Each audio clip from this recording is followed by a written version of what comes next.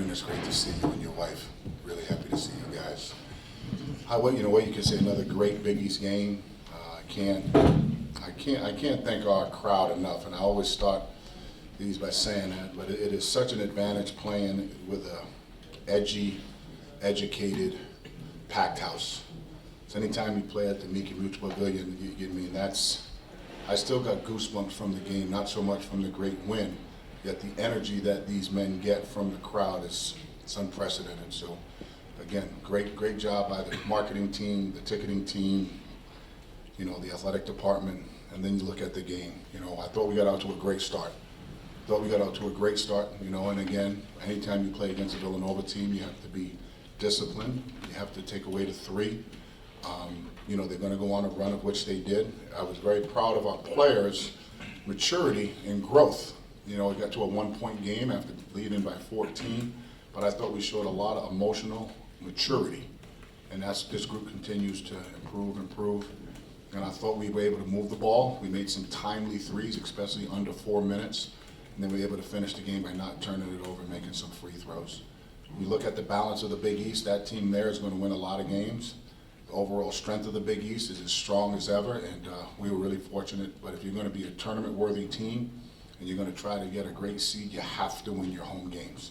It's vital that you win your home games. I think Kyle's doing a great job with his group. You can see some of the growth where they're coming. Today was our day, and again, playing in this building is just something incredibly special. Coach, as someone who talks about how important it is to win Big East home games, I'm curious what you think about this is the first time the Friars have ever been 8-0 at home in Big East play. Well, it's a credit to our players. There's a lot of first times I've been fortunate to be part of here. I didn't even know that. We're just looking forward to our next game, which is going to be on the road, and then our next two actually on the road. Yet, to be 8-0 is a credit to the team. When you have 8 new players that no one knew about, that everybody speculated about. We weren't the team we wanted to be in November or December, but with patience, a little bit of chemistry, a little bit of luck, everybody still thinks we're lucky. I'd rather be lucky than good my entire time. So to be 8-0 is something special. And the two guys next year, obviously, the rebounds and interior play. Villanova grinds so much and does so much around the rim. What was it to win the paint today? It was, it's something that we concentrated on in our preparation. I think these two guys have incredible chemistry. That's come a long way since the summer. They're both very versatile. We wanted to try to score in front of the rim. Our goal today was plus, double-digit in front of the rim attempts, and I think we accomplished that mission. But I was really proud of how we rebounded. I think both of them had combined 20-some-odd rebounds, so it's a credit to them, and they're the reason why we won today. For the players, we saw Villanova, we take the lead. Usually, sometimes they can extend the lead, but you guys kind of put your foot down at that point and said, enough's enough. Just talk about what you guys maybe talked about in the huddle, maybe individually or whatever, to kind of say, enough's enough, let's get back on track. I think we just, in the huddles, we were just talking about staying poised. We knew they were going to make a run, and we knew that we weren't going to, just run over them. They're a desperate team, and they were trying to come in and win. We went up there, and, we won on their home court, so they were trying to do the same here. But I feel like the conversation in the huddle was just stay poised, and, just be aggressive. I think we played a desperate team tonight. But I just think that the amp and the energy that came from the crowd and our teammates, it took us over the top. So when we went down, we didn't see us down. We just kept playing and we scrapped it out and got the dub. In that regards, like the crowd, like the ace in the hole for you guys, when maybe things aren't going right, that the crowd is still there and they can still pick you up. I think it's always been like that since I've been playing here. The crowd just makes you want to play a different type of way, and sometimes it helps the opponents play to a higher level too. So everybody's just riding that energy that the crowd is giving us, and we're just doing what we have to do to get the game in our hands. And how much did the game change when Noah picked up his fourth ball? I trust our guys that come off. I thought Corey Floyd, his stats don't show the impact that he had on the game. I thought Breed's impact on the game. And when you talk about, it's 40 minutes. So you're playing against a good team. It's a Big East game. It's a high-level Big East game. So you can't lose your composure when people go on runs. You got to tell your team we're still good. We're still where we want to be. And then when you look at the environment that's around us, that's created by DJ Finesse and Harry, I mean, they put a game environment in here that somehow just sparks us every single time. And looking forward to our next home game, man. Ace in the hole, call it what you want, man. I'm calling it a dub. Hey Ed, you tweeted this week you only had 3 more home games left, in Friartown. How much, is it an emphasis to just, make sure you take care of these moments while you only have a few left? Yeah, I'm cherishing every moment, Before the games, I'm staring into the crowds. I'm looking this is something special that I've been a part of, made a new home for me up here, And I want to soak in every moment, That's how I feel, and I hope the last 2 games are going to be the best 2 games. Ed, your reaction on the bench when you heard that you scored your 1,000th career point, did you know that at all? Honestly, I was yelling at the ref. I was telling him like, please call the foul on somebody else because I need 2 more points to get it. And he was like, nope, you fouled him. Get him out the game. And I'm like, dang. I sat down, went next to Coach Buck, and he's like, it's all good, man. I was like, I needed 2 more points to get 1,000 points. And then the next thing you know, this Coach Battle comes up to me. He was like, how did you know that you needed 2 more points for 1,000? And then next thing you know is I heard the Jumbotron going off, and they're like, you got your 2,000 points. I was like, oh, wow. It was surprising to me. Yeah, I didn't expect it at all. I was really surprised. Yep. Coach, what kind of energy did Corey give you on the defensive end there? He did. I thought he was a big plus for us, and he continues to improve. His strength, his athleticism, and if I can just revert back to our last game, we made a key substitution, and it wasn't talked about. And he made a play at the rim. Athletically, if we would have left our other guys in there, I think they're good athletes, but they're not his level of athleticism that disrupted the play.